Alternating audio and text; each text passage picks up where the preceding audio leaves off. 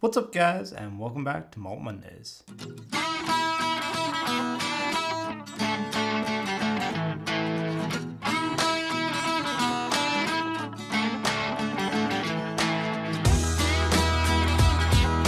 In Scotland, would you accidentally drive up to Talisker?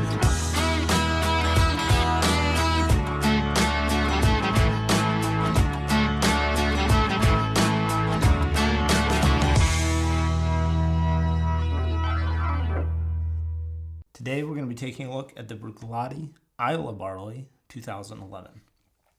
Now, the Islay Barley is one of Bruichladdich unpeated whiskeys. So Bruichladdich is on the Isle of Islay, and typically Islay whiskeys are heavily peated, but Bruichladdich is one of the distilleries that is producing unpeated whiskey. Now, they also produce peated whiskey called Port Charlotte. And so if you see Port Charlotte written on the tin, it's going to be peated. So the Bruichladdich Islay Barley, this is 50% ABV. So right away, I'm happy about that. They're giving us a little more bang for our buck. Then it's natural color, and it's non-chill filtered. So Bruichladdich has hit all the main points right away with this release. All the things that typically I like to see as a whiskey enthusiast, and that most people in the whiskey community like to see. Now, the ABV thing is subjective. Some people like lower or higher, but I think we can all agree that chill filtering and additional coloring, really all it's doing is modifying the whiskey from what was in the barrel to a greater extent. And most people would prefer that the distilleries just didn't do that. How much of an impact, if any, it has on flavor or taste is subjective and, somewhat debatable. But again, I prefer to see whiskey produced as close to as what came out of the cask. And if it was cask strength, even better. But not every whiskey is appropriate to have a cask strength version. I think there's a place for that added water to produce a certain spirit the way the distiller wants to produce it. So, Islay Barley, what does that mean? Bruichladdich is really big on trying to be transparent about the whiskey and try and support local. So actually what they're doing with this is they're only purchasing barley from 6 farms on Islay. And typically the way most distilleries operate is they just purchase barley from a huge international supplier that's already malted, and they produce their whiskey from that. It's a lot more affordable. It's very consistent, etc. What Bruichladdich wants to do is bring back the process towards what it used to be back in the day, which would have been you're working with the ingredients that are right there. You're working with the barley that's right there. And in fact, one of the things they specify on this release is that not only is the barley local, but the barrels are being aged only on Islay, which again, big misconception. A lot of people think that just because a whiskey is distilled at Lagavulin, for instance, that the whiskey is aged on Islay. And so, it's just not true. A significant portion, the vast majority of many of the Islay distilleries are being aged in warehouses on the mainland because there's more space, it's cheaper. And then also Bruichladdich is saying that they're bottling on Islay. So they're trying to bring as much of the economy of what they're producing back to Islay, back to the people and the place where it originates. And I really like that. So this is part of a couple of other releases in the same line, focusing on terroir, which is where the barley is from. So they have a bottle called Organic and a bottle called Beer Barley. And I believe those are both 2010 vintages. And again, focusing on local ingredients and transparency. So let's see how this smells.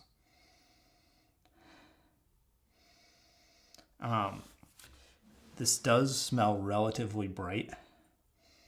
And I should note that it's only 6-year-old whiskey.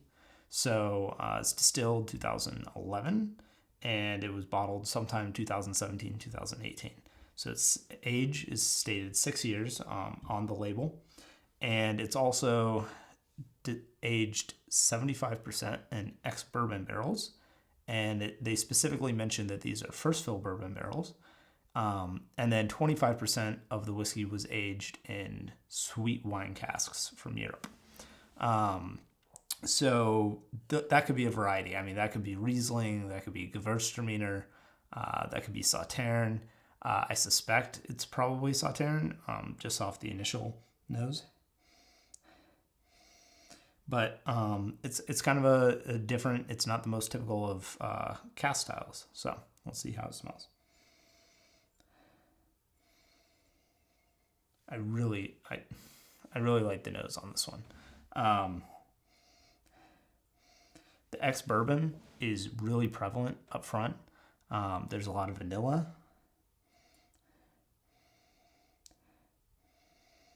And even a little bit of hint of coconut, which is my least favorite aroma, flavor, food. But it's very subtle, so there's nothing else going on here that I still enjoy it, but on the nose, the coconut is slightly off-putting to me. But you also, with that vanilla, the next biggest aroma is definitely the white wine. It's not distinctive enough to be able to determine whether or not that's Riesling, Sautern, etc., but I would suggest that it's probably Sautern, because I get a little bit of a biscuity kind of aroma here, which blends really nicely with Bruichladdich barley forward spirit, and there's also a little bit of apricot, some lemon, and I even actually smell peaches in this, which peaches is not something I think I've ever experienced in a whiskey. Or at least I've never noticed. On the nose, this is 50%. Yeah, 50% ABV. So that's quite high for Scotch. And it being young, it hasn't had a lot of time in the oak to temper out, but it's not hot on the nose. However, there is a slight nail polish remover aroma that I think, this is a pretty brand new bottle. It hasn't been open very long. And I think as I let it sit here in the glass longer, I can already notice it diminishing a bit. So this is going to be one that you'll want to let open up a bit and before you really go in nosing it, because it's definitely got a little bit of the ethanol from the youth. So let's see how it tastes.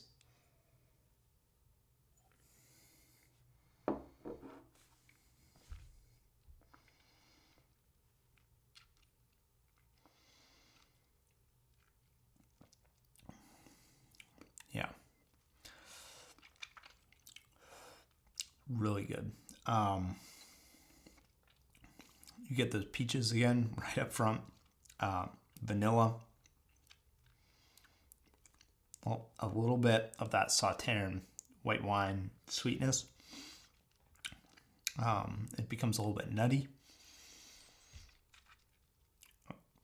And then you get sugar again. And barley. Slightly grassy, actually.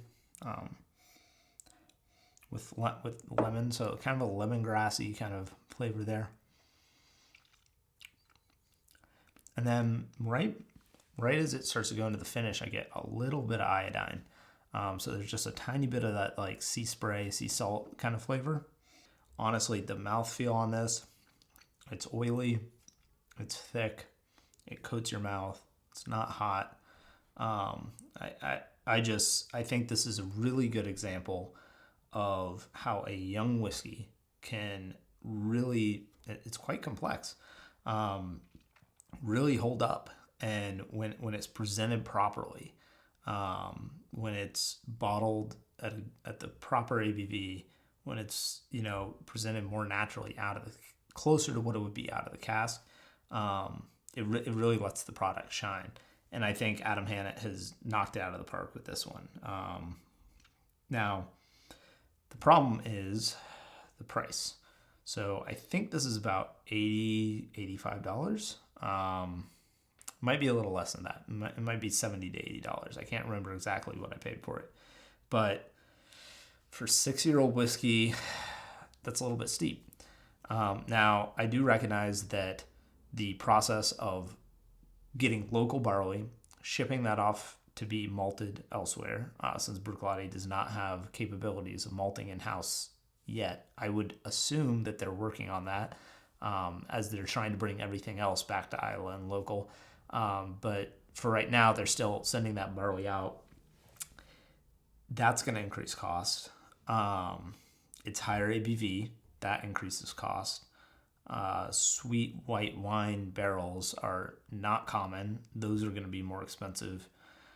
So when you put all that together, I think really you have to look at what this competes with. And in my opinion, this is competing next to the Glenmorangie Nectar d'Or, which is a 12-year-old. And I think this is hands down better than the Glenmorangie Nectar d'Or. I would pick this every single time. Comparatively, yeah, the Nectar d'Or might be a little smoother and older, but it doesn't have the character this has. It doesn't have the flavor this has. So I think it really depends on what you're looking for. But if you're looking for a more unique experience at a relatively affordable price, I think $50 to $75 is really the sweet spot for Scotch and whiskey in general. I think this is definitely one that you should take a look at and consider purchasing if you can find it. So if you like this video, please consider subscribing to my channel. It helps me out, gets my videos more visibility. And if you've tried the Bruichladdich Islay Barley, let me know what you think of it down in the comments below. I'd love to know what your thoughts were, whether you enjoyed it and thought it was worth the price, or whether you thought it was a dud.